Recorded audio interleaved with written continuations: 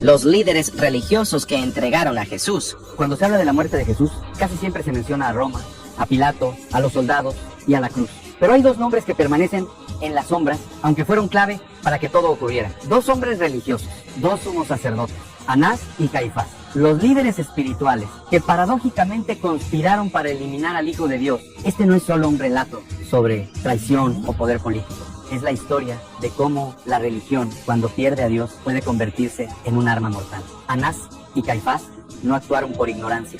Conocían las escrituras, sabían de las profecías, escucharon los testimonios, vieron los milagros y aún así decidieron que Jesús debía morir. Hoy vamos a reconstruir quiénes eran realmente estos sacerdotes, cómo llegaron al poder, qué papel jugaron en el juicio ilegal de Jesús y por qué la Biblia y la historia registran un final oscuro y trágico para ambos. Porque su caída no fue inmediata, pero sí inevitable. Esta historia no trata solo del pasado, trata del peligro de usar a Dios para proteger intereses personales y de cómo incluso los líderes más influyentes pueden terminar enfrentando el peso de sus propias decisiones. Para entender quiénes fueron Anás y Caifás, primero hay que comprender el contexto del poder religioso en tiempos de Jesús.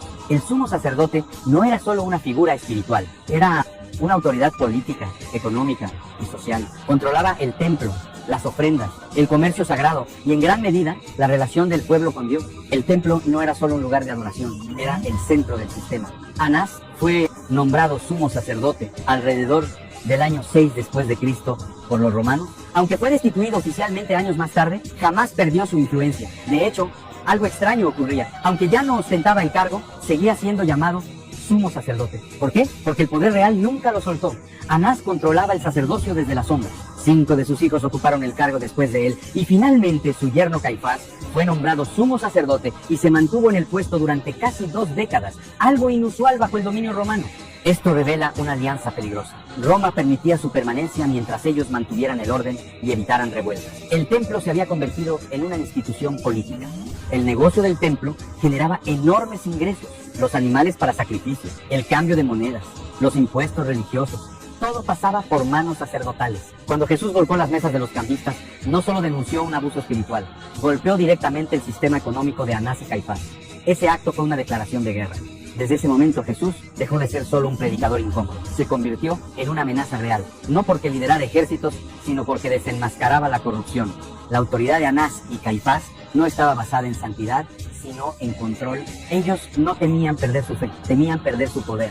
Y cuando la religión se mezcla con ambición, la violencia nunca está lejos. Así comienza esta historia. No con odio personal, sino con intereses heridos.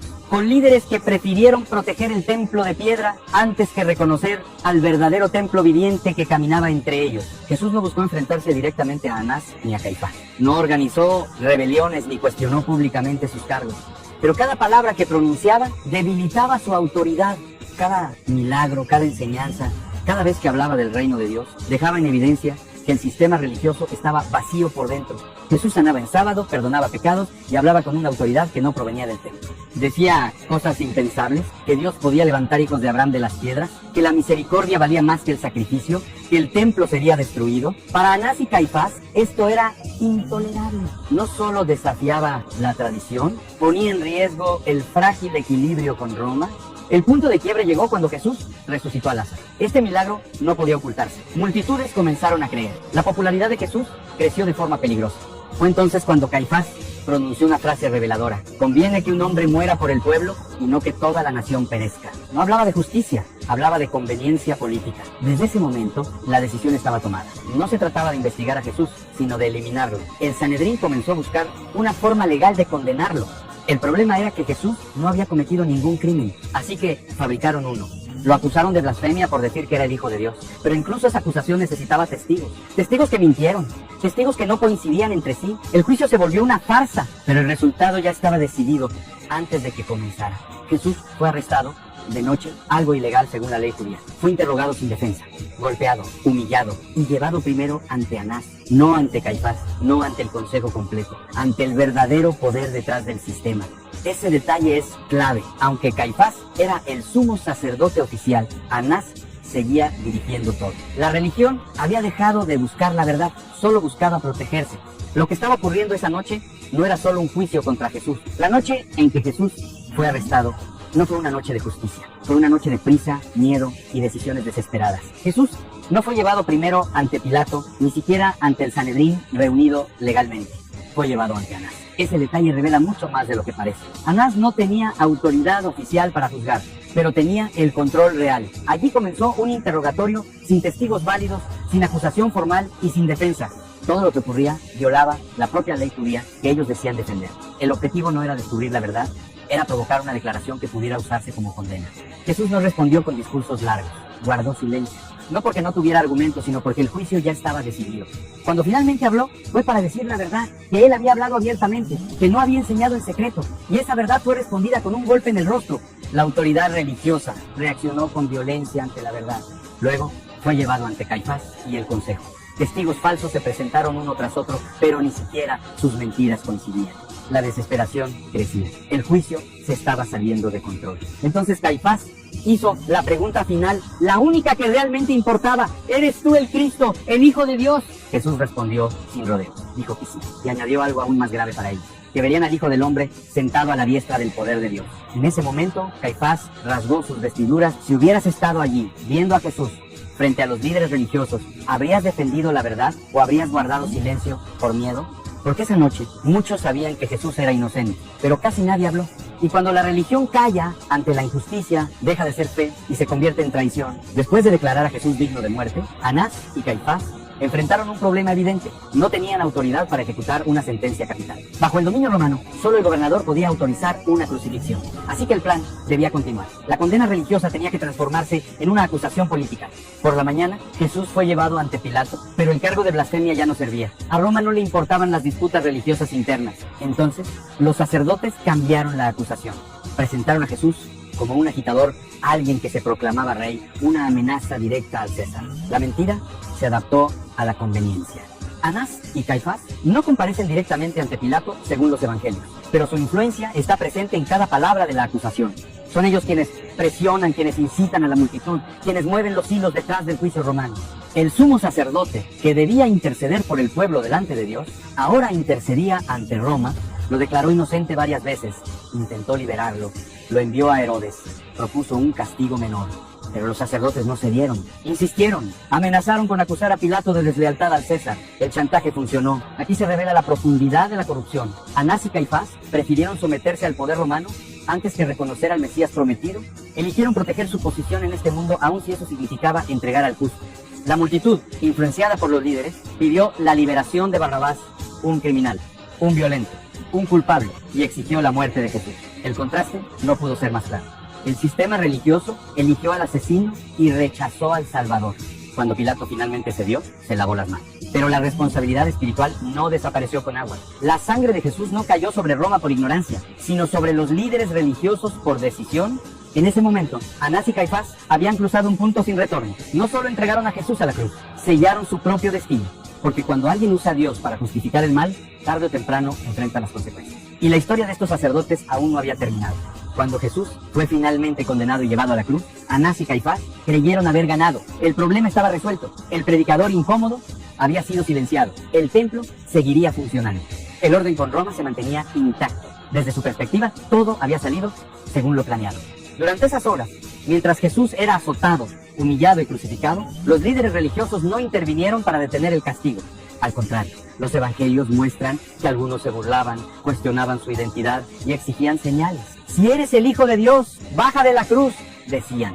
La ironía era absoluta. Pedían pruebas mientras la mayor prueba estaba ocurriendo frente a ellos. Para Anás y Caifás, la cruz era el símbolo del fracaso de Jesús. En la mentalidad judía de la época, morir colgado de un madero era señal de maldición. Eso reforzaba su narrativa. Para ellos, la muerte de Jesús confirmaba que no podía ser el Mesías. Lo que no comprendían era que estaban cumpliendo exactamente las escrituras que decían defender. Isaías había hablado del siervo sufriente, los salmos describían el rechazo del justo, Zacarías había anunciado que mirarían al que traspasaron. Todo estaba ocurriendo ante sus ojos, pero el orgullo les impedía ver. El problema no era la falta de evidencia, era la dureza del corazón. Después de la muerte de Jesús, los sacerdotes hicieron algo revelador. Pidieron a Pilato que sellara la tumba y colocara guardias. Decían temer que los discípulos robaran el cuerpo. En realidad, temían algo peor. Temían que Jesús tuviera razón. Temían que la historia no hubiera terminado en la cruz. Ese temor los delata. Si realmente creyeran que Jesús era un impostor, no habrían necesitado soldados. Pero en el fondo sabían que algo no encajaba. Algo los inquietaba. Por un breve momento, Anás y Caifás disfrutaron de una paz falsa. El templo seguía en pie, el pueblo parecía controlado. Roma estaba satisfecha. Pero era una victoria superficial, construida sobre sangre inocente, porque la cruz no fue el final, fue el comienzo. Y el poder que ellos creían haber preservado estaba a punto de ser sacudido desde su fundamento. La aparente victoria del poder religioso se convertiría pronto en la prueba más grande de su fracaso espiritual. Al tercer día, aquello que Anás y Caifás más temían ocurrió. La tumba quedó vacía. El cuerpo de Jesús ya no estaba. Y con ese hecho, todo el plan cuidadosamente construido comenzó a derrumbarse. La cruz no había sido el final, había sido una pausa. Los guardias romanos, hombres entrenados y disciplinados, llegaron aterrados ante los sacerdotes. Relataron lo sucedido, un gran terremoto, la piedra removida, el sepulcro abierto. No hablaban como conspiradores, hablaban como testigos de algo que los superaba. Y aún así, Anás y Caifás no reaccionaron con asombro espiritual, sino con urgencia política. En lugar de investigar, decidieron encubrir. Sobornaron a los soldados para que difundieran una mentira, que los discípulos habían robado el cuerpo mientras ellos dormían. Era una versión absurda, pero conveniente. Admitir la resurrección significaba reconocer que habían condenado al Mesías, y eso era inaceptable para su orgullo.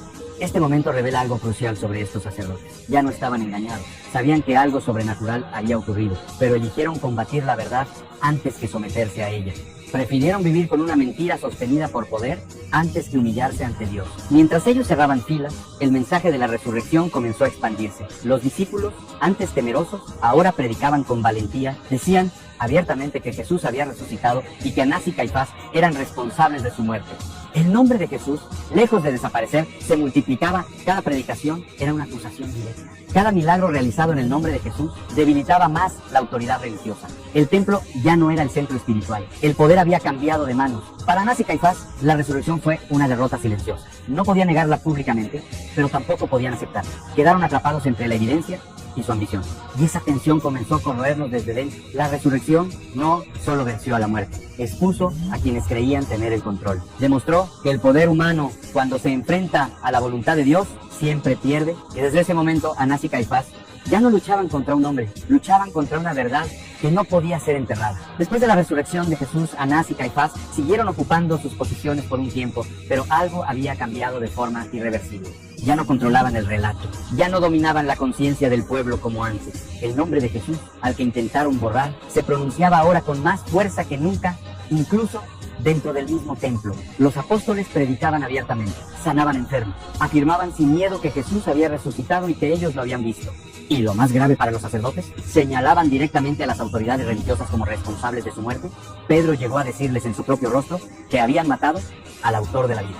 Eso era impensable años atrás. Anás y Caifás intentaron repetir la estrategia que había funcionado con Jesús. Arrestos, amenazas, intimidación. Mandaron a callar a los apóstoles. Les prohibieron hablar en el nombre de Jesús. Pero esta vez algo era distinto. Los discípulos no retrocedieron. Respondieron con una frase que desarmó toda autoridad humana. Es necesario obedecer a Dios antes que a los hombres. Ese fue el comienzo del fin. Porque cuando el poder religioso ya no puede silenciar la verdad, empieza a perder legitimidad. El pueblo comenzó a notar la diferencia entre líderes que amenazaban y hombres que estaban dispuestos a morir por lo que habían visto. Históricamente, Caifás fue destituido alrededor del año 36 después de Cristo por el gobernador romano Vitelio. Roma ya no lo necesitaba. El equilibrio político había cambiado. El sumo sacerdote que había entregado a Jesús fue apartado sin ceremonia, sin honor y sin legado espiritual. Simplemente dejó de importar. Anás, aunque más anciano, también perdió progresivamente su influencia. La dinastía sacerdotal que había construido comenzó a desmoronarse. Sus hijos y aliados fueron desplazados. El templo, su mayor símbolo de poder, estaba destinado a caer pocos años después. Lo más trágico es que nada indica que alguno de los dos se arrepintiera. No hay registro de confesión, no hay rastro de humildad, solo silencio. Un silencio pesado, muy distinto al silencio paciente de Dios. Era el silencio de quienes lo perdieron todo, excepto su orgullo. La historia de Anás y Caifás no termina con fuego del cielo ni con una muerte inmediata. Termina con algo peor, irrelevancia. Ser testigos del mayor acto de Dios en la historia y quedar fuera de él. Porque cuando alguien rechaza la verdad por proteger su poder, no cae de golpe, se apaga lentamente. Aunque Anás y Caifás ya habían perdido gran parte de su influencia, el golpe más devastador aún no había llegado. El templo, el centro de su poder, el símbolo máximo de su autoridad religiosa y económica, seguía en pie. Para ellos, mientras el templo existiera, su legado parecía seguro. Pero Jesús había pronunciado una advertencia clara años antes: no quedará piedra sobre piedra. En el año 70 después de Cristo, esa profecía se cumplió de forma brutal. Las legiones romanas, lideradas por Tito, sitiaron Jerusalén, la ciudad fue rodeada, el hambre se apoderó de sus habitantes y la desesperación lo consumió todo. El templo fue incendiado, saqueado y finalmente destruido. No quedó nada, ni altar, ni sacrificios, ni sistema sacerdotal.